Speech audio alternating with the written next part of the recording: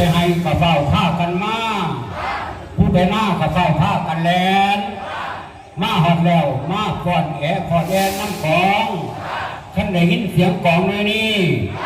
ไทยเงื่อนไก่กะรีเฝ้ามาหาไทยเงื่อนไก่กะมานั่งค่อยถามีขันสลามาก่อนมีผู้ปอนย่อถวย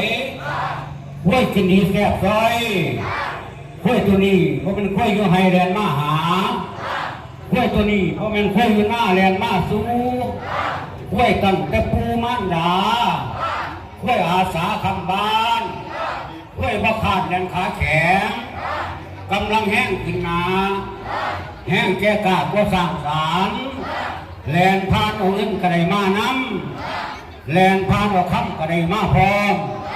แลนออกบ้านออกเมืองแลนบ่เครื่ององอ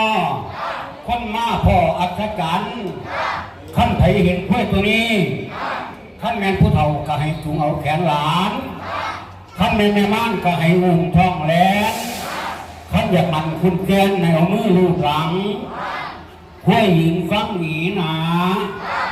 ห้วยยืนถ่ายกลุ่มเฟ้ผมตื่นตังปักสีชมพูแบงลานแบงมึงลานเพราะมันลานหลายหัว